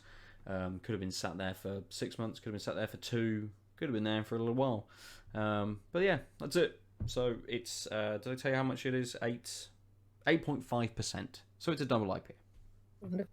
Nice. Yeah, there's some cracking brewers in New York, and you know, you support everything in England as you always will and always should, but some of the American stuff that you can get from over there, especially that East Coast in New York, is just I can't wait until I can eventually get over there when the world's not collapsing and melting down and people are throwing parties when they shouldn't be and things like that. I just can't wait to eventually jump on a plane and just think, and not worry about who I'm sat next to. Oh, there's a guy coughing over there. What's he doing? Kick him out now. Just go and drink beer, eat food, and get fat in America for a couple of weeks, and just come back completely. And just like, I now need a diet. It's where the wife says, "Oh, so is that for both of us?" You're like, no, it's just me. Just for me. I'm just touring breweries. Sorry, you'll find it really boring. Yeah. You go have 2 weeks somewhere else. I'll go 2 weeks in America. Come back after 2 weeks and convene, and we can tell each other some amazing stories about what happened. It will be fantastic. Yeah. I'll be 10 stone heavier. You will have a tan, and it'll be fine. It'll be fine. Perfect. No, America's always been sort of top of my list for exploration and going to. I'm very, very poorly travelled. The furthest I've been is Germany for a business trip, so to actually eventually get to America and go try these things. Germany, good beer city. Oh, absolutely. Yeah. Yeah, so the food and the drink's good in Germany, so it had that to it at least, but it was only for a couple of days. But yes, travel eventually is high on the list when we One can. day. Eventually do it Hopefully again. So, yeah. So back to the beers then for this evening. Is it Mortalis, Stephen? Yes, it is. So it's I'm in my happy place right now. I mean, just look at that. It's pure, deep, fruity, smoothie, delightfulness. Looks like blood. He might be a vampire. We haven't. If this is what blood tastes like, then sign me up tomorrow. Sign me Steve's up. at a blood bank. I'm not here to donate. Yeah. I mean, we're already halfway there with the brewery name, aren't we? So it's it's expected. Yeah. Just on the nose, you just getting that marshmallow on the nose, which is just it baffles me. Which again, this is probably just diabetes in a can because there's probably a shed load of sugar in it just to give it that smell. But, do you know when you just smells incredible? Yeah. I bet it's super thick. It looks so thick. Yeah. The thing is with these as well is that it's worth rolling them before you open them. Yeah. Because obviously you store everything up right in the fridge like you should do. It just all sinks to the bottom. Even when you've rolled it, I mean, I'll try and pour some out on the camera, but if you just like syrup. Yeah. It is just pours out like a smoothie, and it is just These guys, 450. The guys that do sours over there is some brilliant sour producers in this country, like Vault City in particular. But I just don't even think anyone produces anything close to this in this country. It is just, I've never had anything like it. It's, if you give that to somebody like as a smoothie for breakfast, like nobody would bat an eyelid. Like, literally nobody. It doesn't taste like beer. It doesn't have any alcohol content, taste whatsoever. It's just pure fruit, pure thickness. You know, if somebody said that is just a blueberry banana milkshake because of the thickness, you would believe them. It's a dense boy. But yeah, you get that. But it's like, it's not cloying like the Northern Monkeys in a bad way. Kind of like, it's in a good way. You know, you're getting that blueberry and that raspberry, getting that tartness from that, but then you get that marshmallow, you get that walnut right at the back end, and it just, like you said earlier about the Whiplash man, it just sticks there.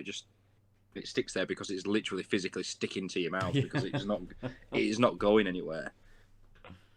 But yeah, I love these guys for doing this sort of thing, and I could sit and drink these all day. I love sours. I just absolutely love them, and yeah, just ply me with that all day long. Just fill me with it. Nice. It's like fruity. It's one of my 5 a day. Yeah, and he probably has got enough fruit in his beer a day. It's also got enough sugar in that it just cancels all of that out instantly, isn't it? Yeah, but we don't have to worry about that. You know, we don't have to even think about that. You know, it's something. You know, in some of these states they don't even have to put percentages on the cans in America. Do you know what I mean? That's how crazy it is. So it's like you don't even see how strong some of these are. You know, 450 especially, they don't have to put percentages on the beer, which I just find ridiculous. You know, that's you know, America. Crazy.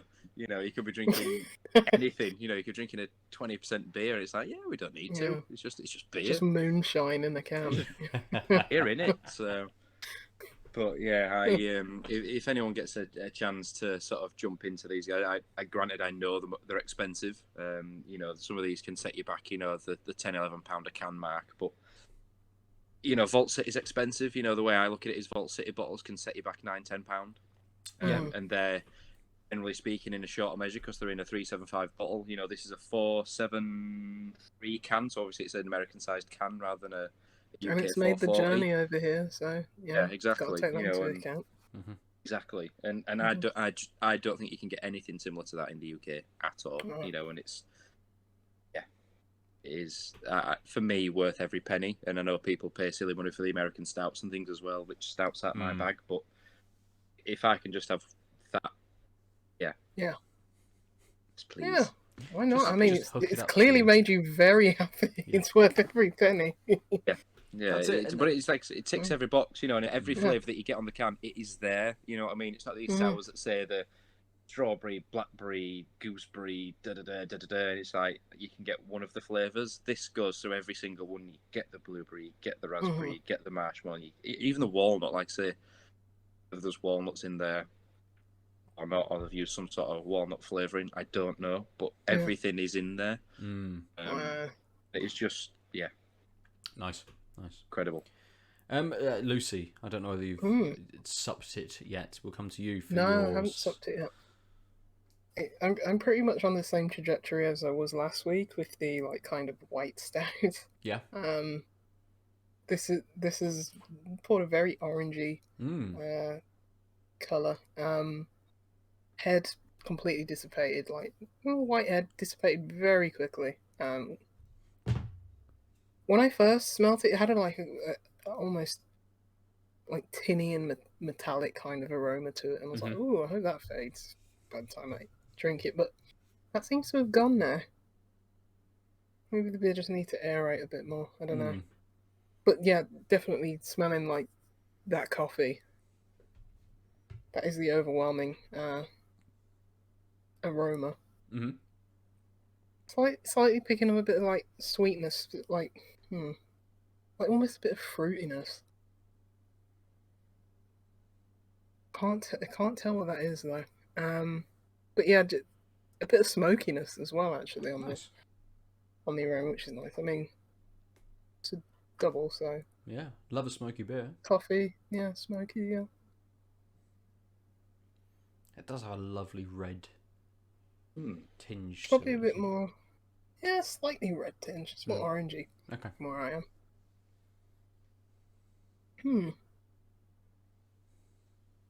That's always the best take, isn't it? You have a sip and it's just like, just instantly back in for more, just to double check. Not sure what to make of this one right now. It feels a bit. Taste feels a bit lackluster at the start. Feels like it's slightly watery, and it doesn't feel like it has a deep concentration of flavor that you'd expect when you have like a Belgian double. You're expecting very those smoky flavors, the dark malts, the coffee, the a bit of earthiness. So seems to at the start not be a lot there, but keep drinking it and letting it sit for a while. I'm getting a little bit of coffee.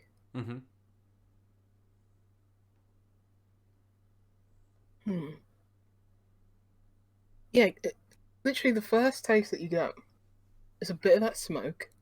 Still got a bit of smoke now. A bit of that smokiness. I think that's the flavor that carries through the most from start to end. But the very start of that flavor taste, it's very wishy-washy. There's not a lot there. And then you get in a bit more coffee as on the back end of the taste. But still, none of it is like punching me in the face. None of it is, it's 6.4%, but even then, I still expect some like kind of depth of flavor, some like chocolatiness, I don't know. It wasn't as bad as last week because I'm sure the beer last week was a bit old and a bit off, but this one, it just feels like there's. I mean, it's very thin. It's very thin. Even as you pour it, it's very thin. It doesn't feel like there's a lot going on. Because you can have like thin beers and they still carry a lot of flavor. Look at table beers, very, very thin things, but they still have still a decent amount of depth and flavor. This, it's not doing a lot. It's interesting, isn't it? Because I don't think I've ever had anything from Phantom. But the last couple of beers from Brew York have just been on that thin side. Not rebrews of older beers and stuff, but newer ones that they've put out have had a little bit of a thinness to them. And I don't know whether maybe, dependent on whether it's Phantom's kit or Brew York's kit, whether it's actually sort of been brewed, what their water quality's like and how they kind of made Phantom, it. Yeah. But Brew York have scaled up recently, so the capacity could maybe. Yeah. If it's a Brew York beer, but if it's more Phantom than Brew York, then yeah, it's more Phantom. Because the thing is with Brew York is that I don't like the like pales or anything that's not a stout from Brew York. I've never been a massive fan of, and this definitely feels like it's straying more into that. We're going to make a lighter beer than a heavier stout like beer, but the style would suggest to me that it's like you'd lean on Brew York for their qualities for that, but it just feels lacking in a way that there's not much depth of flavor. It's a nice tasting beer, I'll give it that. There's nothing offensive about it, but yeah, I just want a bit more. It's quite refreshing as well. And it's not too sweet. It's got a nice. It's got a nice. I was going to say bland, but that's not the word that I want to use. It's nice and bland. Yeah, that's not the word I want to use. It's got a nice. It's got a nice ease to its. To its drink. It's quite quaffable. It's like yes, I can. It's 6.4%, but it's like I could easily drink this. It's not too sweet. It's not too, cloying. But I don't know if that's a case of. There's nothing there, so there's nothing to overwhelm. It's like if this had a bit more coffee, a bit more smokiness, a bit more punch, then maybe it'd be a bit.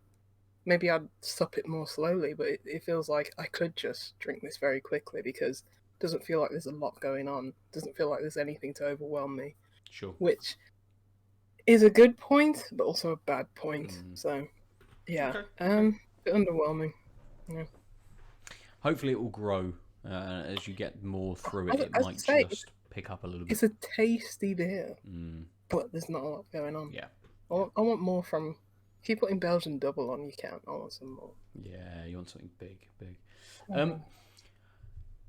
I don't know what to make. I'm already sort of like halfway through the glass with this American collab, this double IPA, but I don't really know what to make of it. And I don't know whether that's look very sort of. It looks very similar to the first one that you had. It does. Yeah, absolutely. It's a little bit double, it's a little bit darker in color, only very slightly though. It's a little bit thin. It did pour with a bigger head, but that's again like the last beer is dissipated, and it's interesting that I don't have any dates on this. I would put this as being a little old, Okay. and it may have travelled very well, but it hasn't then sat on the shelf very well because I'm getting it's a very much a modern double IPA. It's coming through with those oniony, salady kind of notes. It's very, very earthy in what I'm getting. There's not a huge amount of tropical fruit. It's not, from several years ago, a fruit bomb. It is much more of that kind of danker, earthier double IPA that lots of people are putting out at the moment. But it's not doing much more than that. It's got that ripe kind of melon flavour to it. It leans into with a touch of bitterness kind of on the end, which then, and I say dank, but it's not in that kind of dank, weedy sort of sense. Yeah. It's more in that kind of, incredibly ripe, over lingering fruit kind of sense, where it's just like, it's been sat for maybe just a little bit too long, and it's not, lovely and dank in terms of it being weedy, really hoppy. You've had it 3 days after it's been canned, and you're just getting hit with dankness. This is absolutely the opposite end. It's still using the word dank, but it's just been sat for that little bit too long.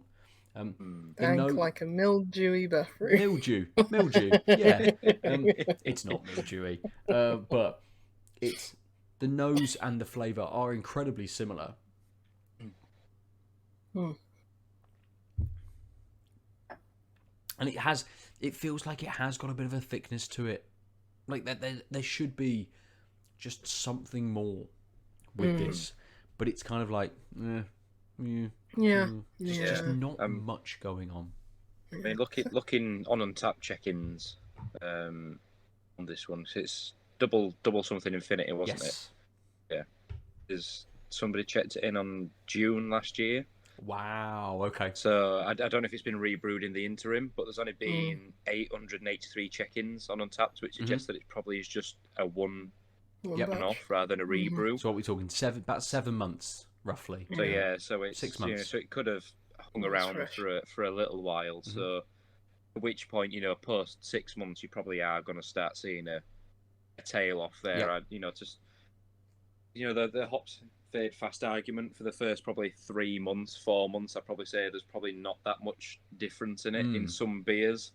But when you get into that age, 7, 8 months, I think you're probably going to start noticing a tail off. And it depends how it's stored. Has it been kept cold? And exactly. Things like that. Yeah. Mine just says 2022, so I don't know what that means. It could have been brewed 5 years best ago. Before, not brewed in. Yeah. What it reminds me of is like an ice cream pale ale, which it's sort of like it's got a bit of flavour there, but it's just like low percentage ice cream pale ale, just like a bit flat and a bit like I'd probably just rather be eating ice cream. That's fair. We'll move on from the beers then. As we've moved on to ice cream, we'll move back into games instead. Lucy, I know you mentioned you had another engagement. Do you need to shoot at any point, or you have to I'll be good for minutes? a while. Yeah, we could probably finish. That's fine. Cool. So we'll go for it. We've got another little topic to roll into. It's just a short discussion, potentially about game length. It's something that we've kind of alluded to with these discussions about open world games and what we've kind of put into them. But the news came out about Dying Light 2, and a stat that they threw out basically saying if you want to 100% this game, it's going to take you 500 hours. 500 hours. And a later tweet clarified, I think, that it was much less. It's a lot less to actually get through the sort of the main campaign and side missions and things like that. But we've talked about, Lucy, with Adel, kind of like game length and the idea of open worlds and things like that, and the value that you kind of get from that. But Stephen, it'd be great to get your kind of take on this, having recently played a couple of kind of open world games. And I think kind of the main takeaway from Far Cry was it maybe was overblown and potentially with a not a bloated map but a large empty map that could have essentially been half the size and maybe a few hours shorter. What's your take on a game that could potentially run you 500 hours? It's almost like the opposite, isn't it? Like you say, you can have a big map that's not densely enough populated, but you could almost go the opposite way if it's just too small a map that's too densely populated. But it depends on what that map has been populated with. You know, because it's the same as like we said earlier with the likes of Far Cry and Halo, is that if it's just more of the same, why is it in there? You know, it's just, and it's almost what more can that game possibly bring after 500 hours that it didn't do? And I think, was it the 50 or the 60 hours that it said to complete the single player and the side quest? You know, 50 or 60 hours is still a long time. You know, that is still a lot of hours for a game that could be solo or campaign. And it's, you know, for, like I touched on my article, you know, I've put over 400 hours into Fortnite because of the socialization. It's almost endless. And obviously, yes, it's the same thing and again, but it's that social aspect that's bringing me back. And more of the same isn't always bad, but in a game like that, in terms of like Dying Light, is that what more can you possibly do? You know, it's you know, another zombie game, which again, zombies. How many more iterations of zombies and zombie games can we have? You know, zombies are zombies. You know, whether they're fast-moving zombies or slow-moving zombies, or the zombies on fire, or the throw things at you, or spit venom, or whatever. It's like zombies are zombies. You know what I mean? And that mechanic of survival, it's like the Walking Dead. You know, it's the Walking Dead. Every season did the same thing and played out the same, and again and again and again. It's like, just because a TV series like that, just there's more of it, doesn't mean it's better. You know, it's like it should end at a natural conclusion where it's like, we're running out of ideas, let's just put it to bed, and that's it. And I feel like, you know, my wife, she's due to give birth to our first child in May this year. And, you know, for me, gaming time's got to be precious, and obviously I'm going to have to be selective with what games I play. And, you know, jumping into a game that might take me 30, 40 hours, and I can play a couple of hours at a time, and I feel like it's been a worthwhile investment, and there's been enough to keep me going, that's taken up my time and been a worthwhile investment. But if I'm just doing the same for 500 hours, you know, 500 hours, you know, that's, even if you play 2 hours a day, that's still, you know, it's going to take you best part of what, a year and a half, something like that, you know, to finish that game, you know. And yeah, some of us can play and sit and play a game for 6 hours a day if we've got a day off or we've got nothing planned or what have you. But that's, you know, again, 6 hours is a drop in the ocean for a game that is, you know, 500 hours again, to reiterate. And, you know, we touched on The Witcher earlier. You know, The Witcher, you could easily lose yourself in The Witcher for what, 60, 70 hours plus, whatever. Which again is a lot of hours. It's a lot of time. Yes. And to some people that'd be, you know, even then, that's, to some people that'd be too much. The core, you know, game would be 20, 30 hours, something like that. And bigger's not always better. You know, that's the key with a lot of things. It's same with beer. You know, bigger beer is not always better beer. Bigger games are always better beers. Bigger books are better books because there's more pages or whatever. Blah blah blah. I just think, why?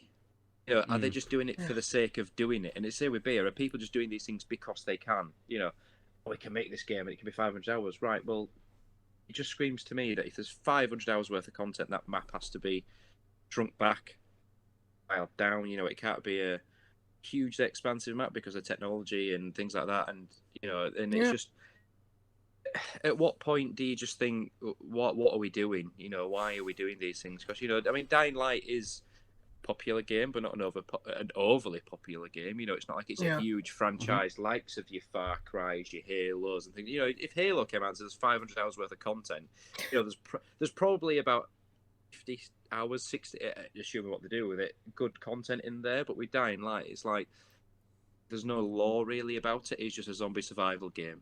It's like there's no lore and world and things like that to carry it through, whereas an existing franchise might be able to carry it along for so long. True. But for a game that's just about zombies and surviving zombies, it's just like, does that just become a simulator at that point? Do you know what I mean? Is it just a zombie survival simulator? State of Decay? It's a DayZ sort of thing. You know, you're just running into this world, this perpetual world. Is it a sandbox? I don't think it's a sandbox like that. State of Decay or the first game was very much like a single player campaign experience, right? Yes, it's kind of a cross between a first-person shooter and kind of Mirror's Edge. There's lots of parkour elements to it, and it is essentially sort of like a first-person shooter. Lucy, I have a bit of a different take to Stephen, so I'll come to you first, because I've seen lots of nodding along to what sort of Stephen's saying. I mean, I completely agree with him. I mean, I think when he said, what can you say in the extra 450 hours that you haven't said in the first 50 hours that is going to mean anything that actually matters? It's like, this is what I hate about a lot of games. It's like, I just want them to say what you have to say and get out of there. Let me finish the game. Get your message across and let me finish the game. Unpacking was a 2-hour game, and it has one of the best stories. Yep. In fact, even telling the story last year. Not every game is unpacking, but a lot of games overstay their welcome. I prefer when I'm wanting more from a game, you know? A single player game. I prefer when I'm still wanting more and want to know, okay, or just, you know, have that feeling of like, I could have played 10 more hours of this, you know? Not, oh, I got burnt out and there's still another 400 hours of content. And fair enough. I mean, Techland are good developer. Dying Light, the first one, they had, you know, a lot of DLC. Very fun game from what I know, and people very much enjoyed it. But to have a statement of, oh, our game is 500 hours long, is more of a indictment on that studio and its culture. Where last year, when they were announcing the game, they were like, oh, gamers have been shouting at us or something like that, and we're just bending to their will, and they seem very keen to appease a very small majority of their players, because remember, hardly anybody finishes games. Hardly anybody sees past the first chapter or the tutorial in the game.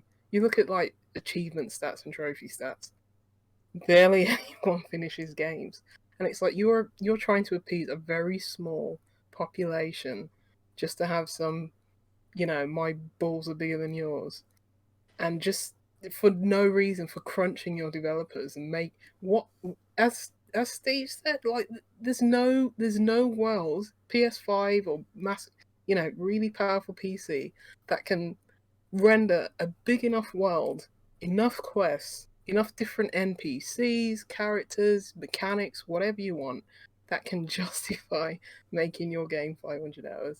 It's just ridiculous, and it's like, it's not a selling point, because people will pick up Dying Light anyway.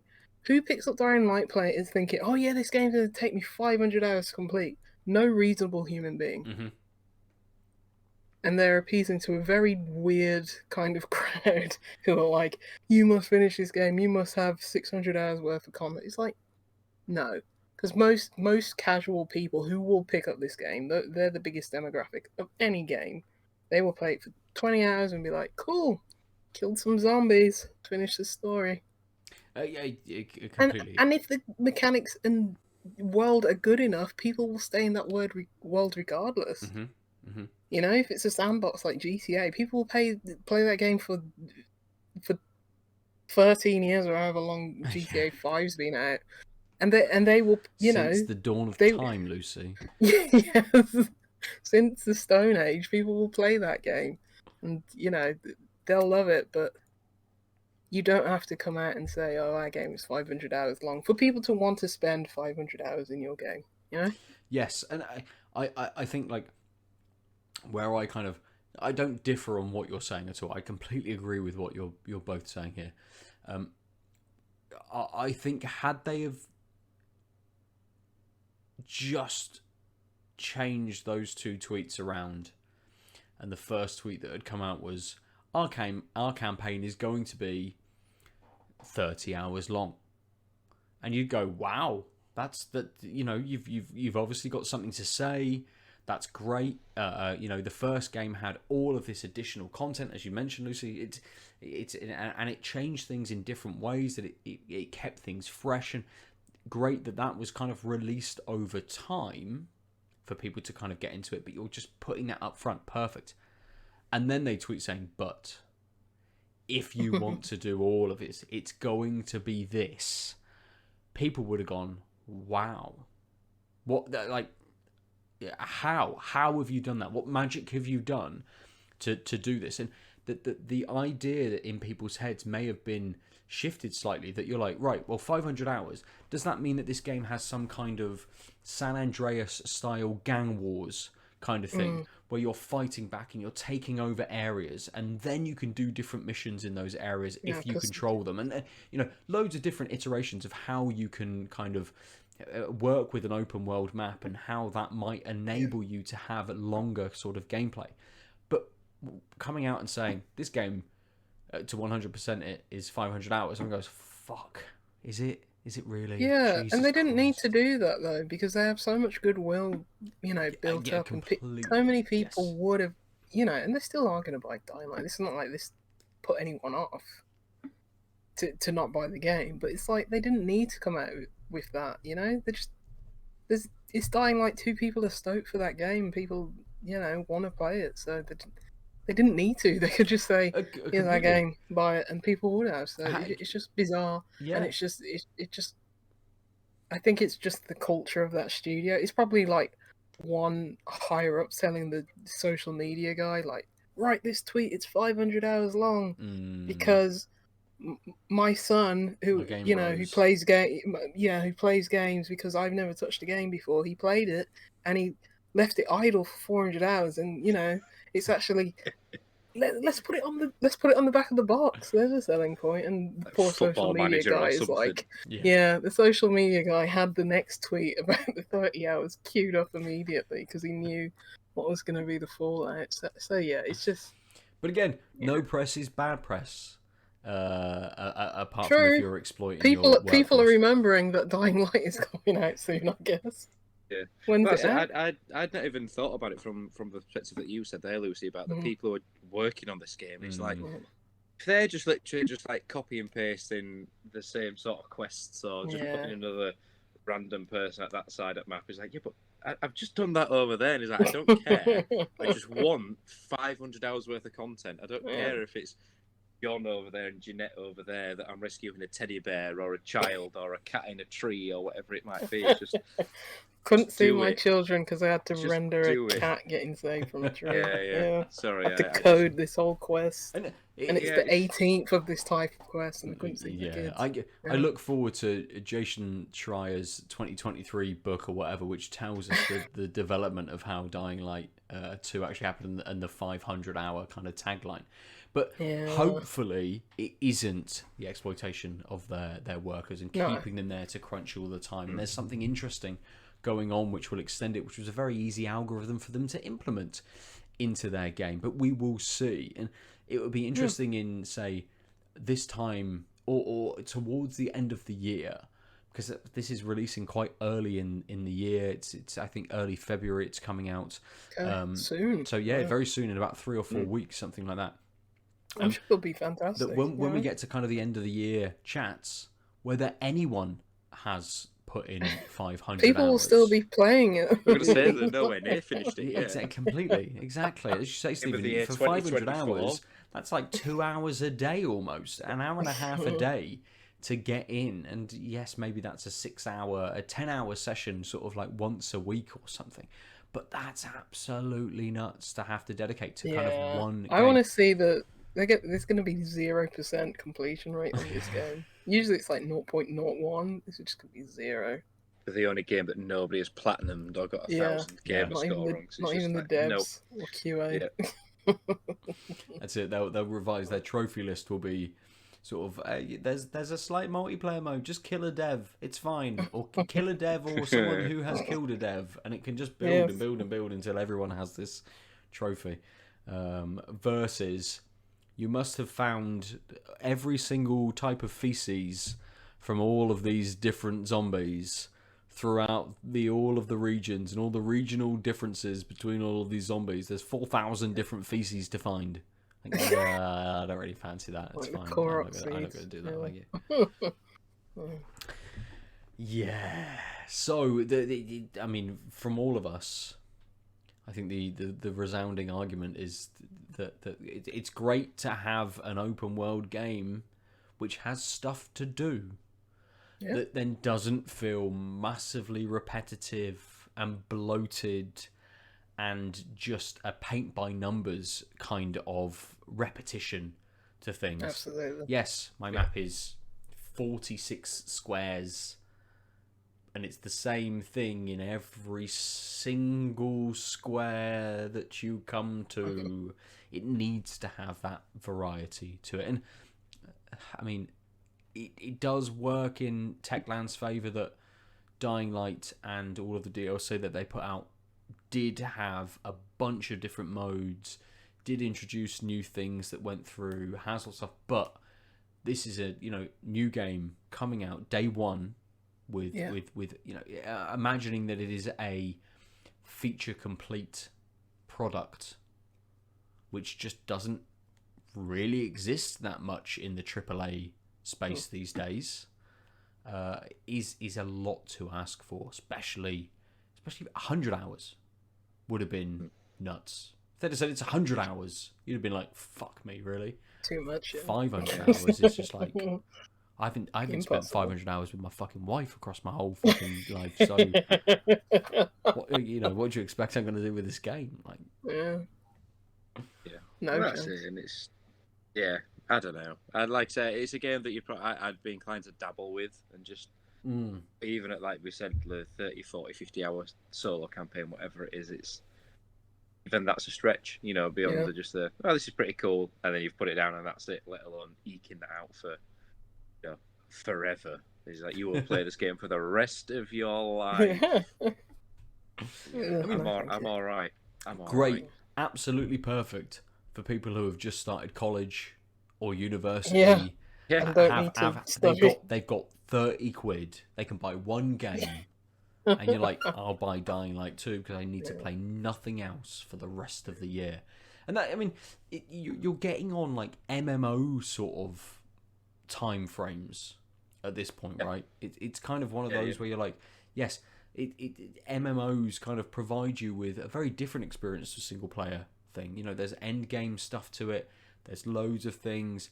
There's kind of an endless cycle of what you can do. Even when you hit top level in an MMO, you can just kind of keep going and enhancing how you play and doing lots of stuff with different people and things.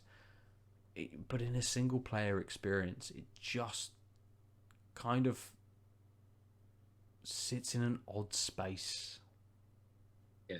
Well, and even if you went down the route of, you can choose one of 4 or 5 protagonists, and you said, there's 5, and each one's 100. It's like, how different can those 5 different stories play out? Yes. You know what I mean? It's how many. Again, it comes down to how is the technology going to cope with 5 different storylines of 100 different hours of content? And again, it's even if they said each of the character of the 5 was individual and played out differently, would I be inclined to play 5 different characters of 100 hours of the same game? Probably not. Yep. Again, if you said it's 20 to 30 hours of 5 different characters, and it's then you probably say, well, I'll play that, I'll leave it 2 or 3 months, and I'll come back to the next one, do next one, and then da da da da da. Yeah, I'm Maybe. interested in these 2 or 3 different play styles. Yeah. So I might try one and then jump to something else. So. But yeah, even 5 over 100 hours of 5 is just still would be too much. Yeah, very much. Too much. Unlike Dying Light 2, we're not going to outstay our welcome. We're going to finish there for this week. That's a very facetious thing to say. Dying Light 2 might not outstay its welcome for lots and lots of people. Let's talk about the beers that we have drank this evening. Stephen, we'll come to you first. Oh, Lucy, you're mentioning something. You're muted. Sorry, I might need to hop off. So can I say what my favorite beer was? Yeah, absolutely. Do it now. Drop it out? It was the first one. Surprising no one. But yeah, sorry guys, I gotta go. So no, absolutely. We knew you had to drop out. Thank you for staying with us for so long this evening. It's all right. We'll see you in a little bit. Yeah, we'll see you soon. Bye. For those of you who don't remember, Lymestone, Heart of Stone was Lucy's first beer. Stephen, then we will come to you. I mean, so inevitably the sour is my favourite of the 2 for this evening. I mean, if you can just see what that has done to my glass as it's gone down, that lovely stain. Yeah. If you're having a cast beard, call it lacing, but that is just all the chunky goodness of blueberries and whatnot that's in that beer that has gone down, and it is just I could. That just reminds me of summer in a glass. That's what I love about sours, is that you can throw somebody a sour beer like that who says they don't like beer and chuck them that, and then it's like, oh my God, that's incredible. It's like, this is beer. This is what craft beer is. That's not a beer, and it's like, well, probably it's probably not when you like sort of delve into it, but it is. Do you know what I mean? And it's just I love that thing about craft beer and its working in this world, is that there is a beer out there for everybody, and even Anna, who's my wife, who's a gin drinker as by rights when she's not pregnant. Obviously, you could give her one of them, she'd lap that up all day long. Nice. Or would you say she's a beer drinker? She'd say no. But it's like, but you can give her one of them, and she'd love it. So completely, it's interesting. Like my wife as well. But again, before she was pregnant, introduced her to Vault City. And some of those lighter, those 4% kind of watermelon sours that they were putting out, she's like, this is brilliant. Absolutely love this. Yeah. So the Northern Monk I'd have been better sharing. Like I said, I've got a touch of it left. I haven't got too much. So considering sort of the time that we spent talking, I don't think I did too bad with it to have sort of a little amount remaining of the can. So. About a fifth left, something. Yeah, good. Yeah. I'd have been happier if I'd have shared it. Like I say, it's just with triples. It's just that overriding booziness and sweetness is that the hoppiness is there with the Citra, which is what I'm getting. That sort of the citrus fruits that Citra brings. Hence its name. But the booziness and the sweetness is hard to get away from, which I find is the case with a lot of strong sort of triples and things. So. Nothing wrong with it per se, but it'd probably been better in a 330ml can than a 440ml. Yes, the quad, the 15% was in a 330 than a 440. I think that would have benefited, because I think 330 fine. But the Mortalis is definitely better, or one out of the 2 for me. Nice. I think for me, I'm going with the first beer. With the Whiplash, the horsepower. Whilst I love a beer which takes you through that flow and that flavour profile, it gave me such a big hit that just lingered around with those lovely tropical fruit flavours. That it was just so nice tasting in that initial flavour that it just stuck. And it's like, yes, this is really easy. It's such a nice beer. It doesn't even really taste like beer. It's kind of one of those where it's just edging on being something else, that it doesn't have those elements that you would not necessarily consider to be beer, but it's and to be an IPA as well. Had they have said this was like a pale, yeah, absolutely, I'd have bought that. It was just a very full pale. So it does incredibly well. And I would have loved to have tried this Sand City and Finback 3 months ago, or something like that. I think the time has definitely been to its detriment this evening, at least for me. I haven't had anything from Sand City previously, so it's one of those where had this have been canned like 2 months ago, and it's just it feels like lots of breweries' interpretations of what this, like the 2021 double IPA kind of has become. It's really kind of oniony, earthy sort of double IPA, where we've moved away from these tropical fruits and we've tried to do something different. We tried to bring that dankness in kind of all through the parts of it. And it'd be interesting to see kind of what what this was 3 months ago, what those flavors kind of start out. Was it this, or was it something slightly elevated that has just, faded through that time? And that's not to say I don't like and don't drink this new kind of modern take on a dipper. I say modern, it's been like 18 months or something now. We're just not talking about like the 2018 kind of juice bombs when everyone was throwing out dippers and stuff. But the horsepower, that's again, having a beer which has maybe gone past its best, isn't to take away from the horsepower from Whiplash. Whiplash, a fantastic brewery, which bring big flavours in a lot of the beers that they do. They're very well balanced. They showcase, and you can pick out those individual kind of fruits with a lot of what they do too. So it's it's the Whiplash for me this week. So, to round out our episode, we will jump into where everybody can find us. Stephen, you have written, as we started off the show with, we've written for Out of Lives a couple of little articles, so everyone can go to outoflives.net to see your thoughts on Fortnite. And previously to that, Can't remember what I did. I can't remember what you Completely. It's gone out of my head. It's like a week ago. I read it. Yeah, it's ages ago. I wrote it and I can't even remember what it was. It's oh god, you put me on the spot now. Remembering my own work. It's Fortnite and the Gunk. It was the Gunk review. That's yes, it was. Yeah. So something that we didn't talk about earlier, but yes, I did. I stepped into the world of video game writing again with a review of the Gunk, and then followed it up with nice piece about Fortnite. So yes, I have I've started dabbling again with the world of video game writing. So yeah, hopefully the first two of many to come in the coming months. Good. And as all of our listeners kind of already know from my chats most weeks, outoflives.net is a place where anyone can come and post their views kind of on video games. As with you, Stephen, you chucked us over kind of what you were thinking about.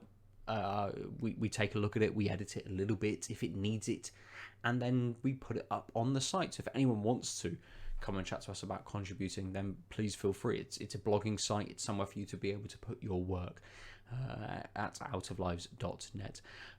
We are Tanked Up Cast almost everywhere, so if you want to talk to us about beer or about games, come and do that over on Twitter. It's the easiest place to get hold of us.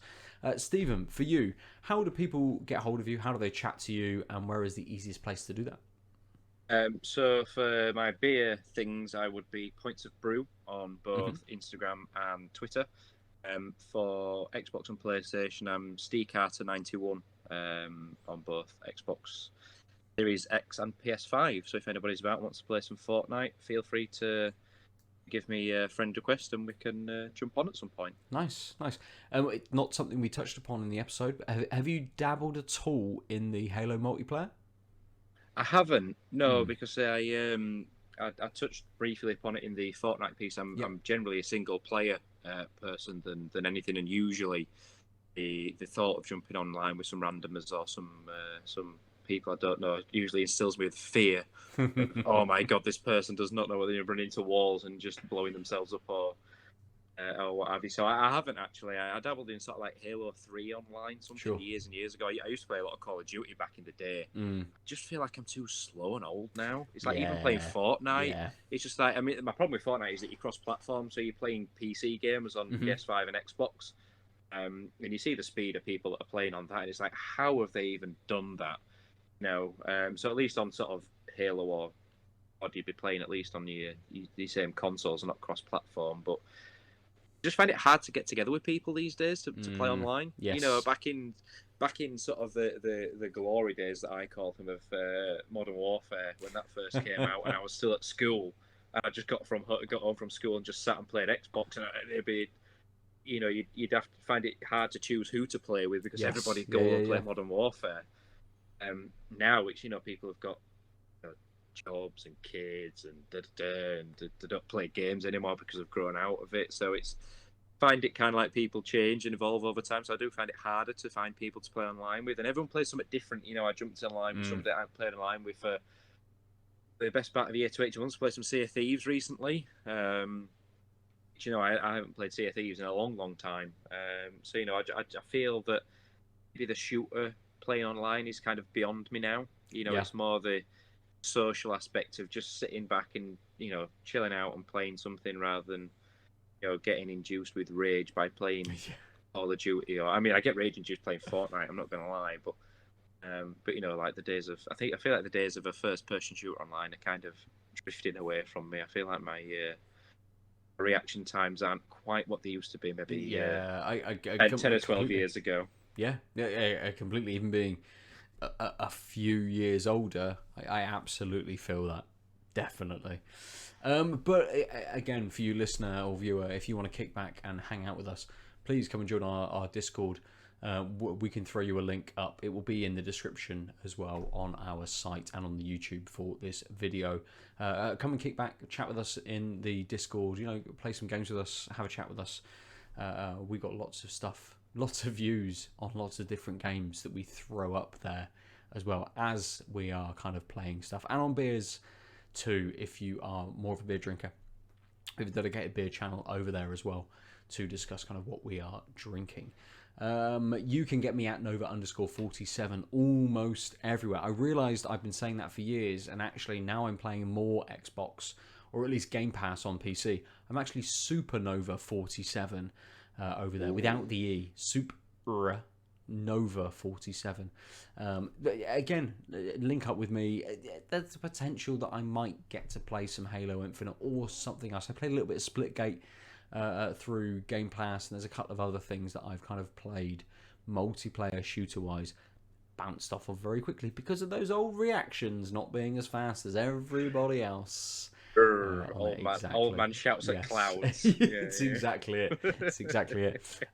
But if you want to hear more of us, go on to your podcast subscription of choice or podcast service of choice and subscribe to us, or come over to our YouTube channel, or join us on Twitch, Out of Lives Network, almost everywhere, to see what we're drinking, see our beautiful faces, look at the colour of our beers as we are drinking them. They are the places that we inhabit. They are the games that we have played and the beers that we have drank. Thank you very much, Stephen, for joining us this week. Well, thank you for having me, Matt. I appreciate both you giving me the opportunity to write the articles that I've written and joining you today. No, not at all, man. It's always a joy. It's always a joy. And we will catch all of our listeners and everybody next week. Have a good week. We have been tagged up. See you soon. Bye. Bye. www.outoflives.net